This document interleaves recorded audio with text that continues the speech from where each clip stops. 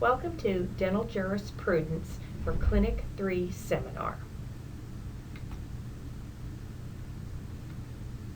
In this presentation, I will provide the slides with notes covering, historically speaking, the legal process to create rules, structure, advice and support of the State Board of Dental Examiners, and the complaint process. Hopefully, if you learn the laws well, you won't gain first-hand knowledge of the complaint process. Frequently asked questions are also listed on the board's website, so you can choose to read these. After the completion of this module, you will answer 3 discussion questions. The first laws or statutes to govern dentistry were created by the legislature in 1897. During this time, district judges appointed practicing dentists to oversee dental practice in Texas. During the 1911 legislative session, the first dental board was created to test candidates, monitor and enforce the laws. There were 6 members appointed by the governor to serve on this board. In 1963, the currently used occupation codes were created as a method to organize all laws for any health care provider. The portions that concern dentistry are primarily found in Title III of this document and are collectively known as the Practice Acts. These laws have the potential to be modified with each legislative session held in odd-numbered years. The process to create laws that govern dentistry are the same as any other law. After a favorable vote in each house of the legislature, a new law is created. The dental laws are published in the occupation codes and are also referred to as the Practice Acts. The State Board of Dental Examiners then must create a way to monitor the new laws. The enforcement document, which is written by the State Board of Dental Examiners, is known as the Rules and Regulations. As dental professionals, we must be knowledgeable of both the Practice Acts and the Rules and Regulations.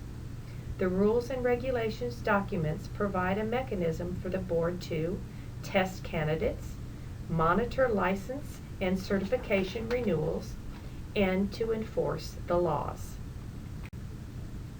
The mission statement of the Texas State Board of Dental Examiners, as noted on their website, is to safeguard the dental health of Texas by developing and maintaining programs to ensure that only qualified persons are licensed to provide care, ensure the violators of laws and rules regarding dentistry are sanctioned as appropriate. Functions of the board rules in Chapter 100B establish standards of the dental practice and regulate the practice of dentistry. Interpret and enforce the Dental Practice Act and other statutes regarding the dental practice of dentistry, and implement the Act's intent through the proclamation and enforcement of rules as necessary to protect the public health and safety. Receive complaints and investigate possible violations of the Dental Practice Act, other statutes relating to the practice of dentistry and board rules. Discipline licensees for violations of the Dental Practice Act and other statutes relating to the practice of dentistry and board rules through appropriate legal action. Investigate infection control in the dental profession and adopt and enforce rules to control the spread of infection in the practice of dentistry as necessary to protect the public health and safety. Adopt and enforce placing reasonable restrictions on advertising relating to the practice of dentistry. Adopt rules to prohibit a dentist from engaging in contracts that allow a person who is not a dentist to influence or interfere with the exercise of the dentist's independent professional judgment.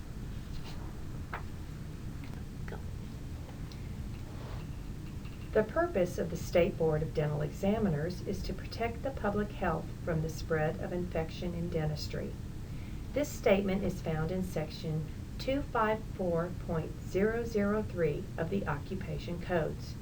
During this course, I have included reference numbers for the specific documents in order to assist you in locating the exact wording within the lengthy publications. The Practice Acts or Occupation Codes is referenced with the abbreviation section and a number. If the word rule is written out with a number associated with, that will relate to the wording of the rules and regulations.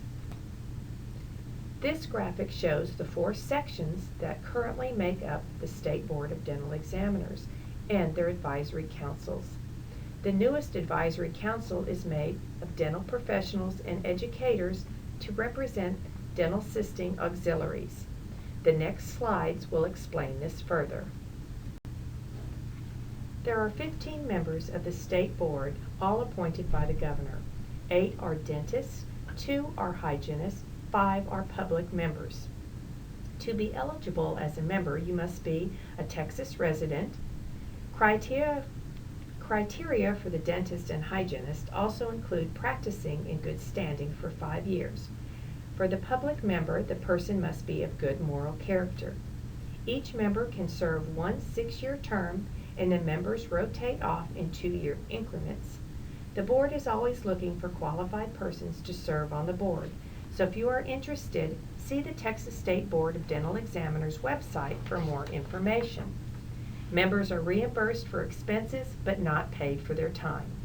The Governor also designates 1 dentist member to serve as the presiding officer for a 2-year term.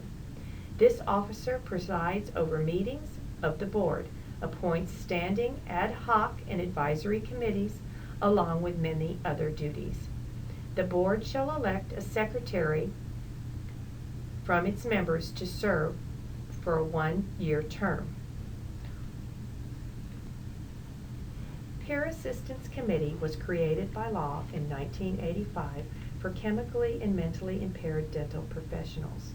The Professional Recovery Network, a non-profit organization, operates this section for the board.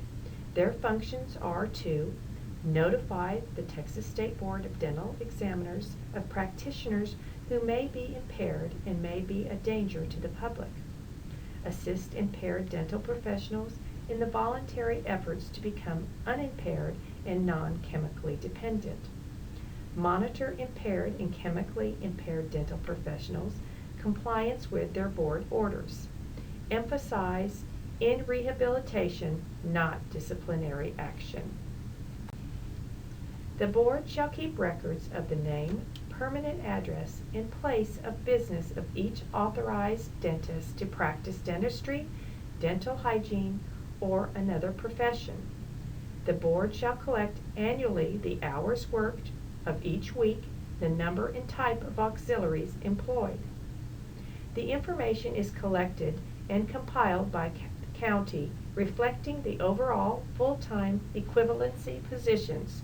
This information assists when defining underserved areas. The board shall adopt and enforce rules necessary to perform its duties, ensure compliance with state laws to practice dentistry to protect the public health, the examination of applicants for license to practice dentistry, organize quarterly meetings. Pictured is the website that details the complaint process. This information is written for the public to understand the first section regarding how to file a complaint. The complaint process is explained for the practitioner to understand the steps involved.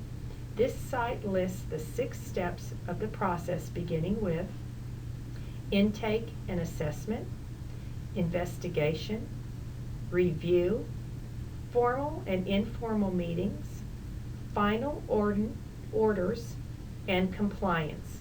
This information is written out in much more detail in the Rules Chapter 107. We will discuss each step in more detail in the next few slides. All complaints should be in writing and will be acknowledged by the board within 30 days. Every complaint shall be assigned a priority classification, either a priority 1 or 2. Priority 1 complaints represent more serious allegations of violations, including patient mortality, patient morbidity, practicing without a license, and sanitation violations. Priority 2 represents less serious threats to the public welfare, including records keeping violations and advertising. Within this 2 priority classification, there are 6 categories of complaints. Quality of care, failure to treat a patient according to the standard of care in the practice of dentistry or dental hygiene. Sanitation, failure to maintain the dental office or dental laboratory in a sanitary condition. Professional conduct, violations arising out of the day-to-day practice of dentistry. Administration, failure to follow the administrative requirements of the Dental Practice Act and the board's rules.